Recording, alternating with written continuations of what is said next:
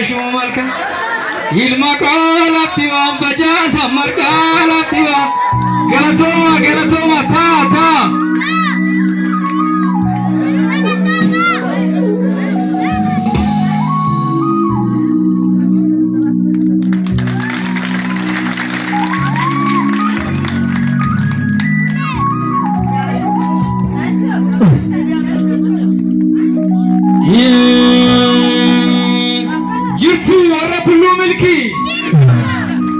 Wagajiratan warra jaarso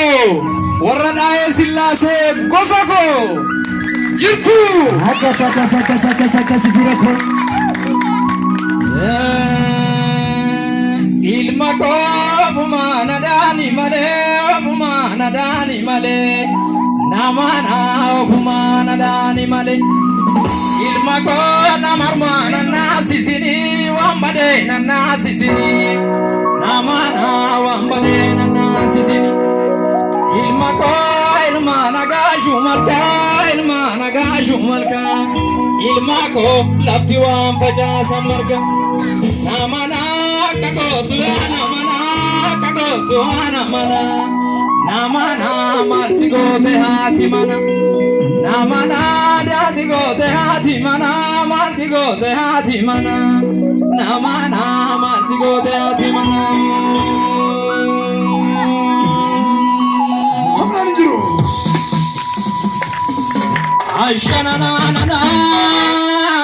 Aishana na jirtu ajarana Aishana na jirtu ajarana jireenyi gaariidha du'ata saariidha ijoollee Oromoo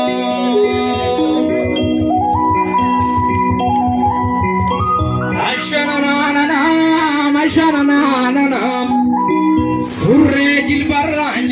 surree jilbarraan jitte abbaatu waraannata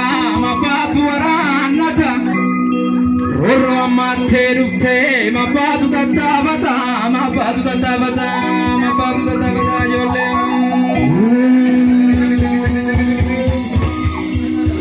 jabbiloota koo yaa jabbiloota odaa jalam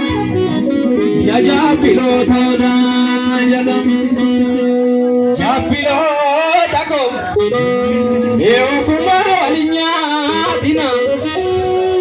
ofuma walinyaatina jabbiloota koo kan nama nyaatu galee jira kan wajji nyaatan dhufee jira jabbiloota koo ya jabbiloota tulluu milki ya jabbiloota tulluu milki jabbiloota koo ya jabbiloota waggaa shanii waan isin gootan waggaa sanii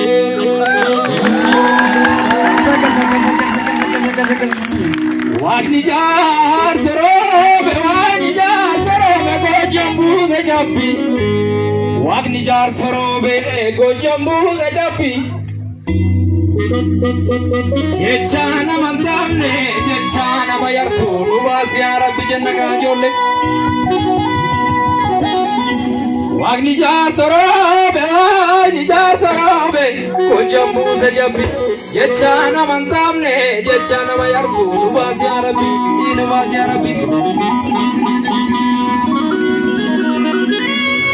Jaale maalo yoko tambada kotani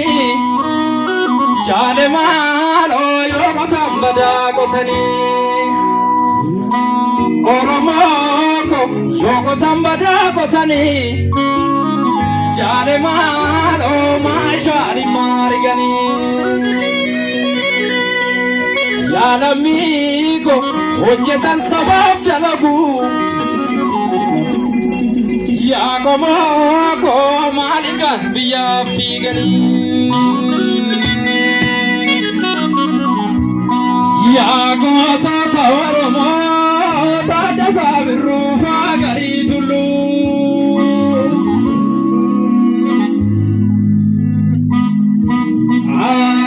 garii manni gamaa Taaddasaa Birruu manni gamanaa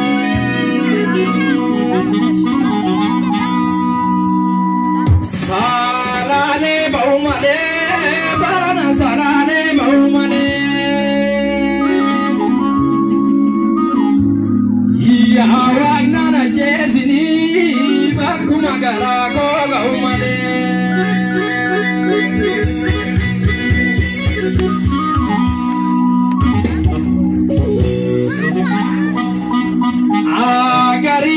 agari dekfina mambasu garagari ejutu jara jolle agari dulamete agari imma onidani tiwagari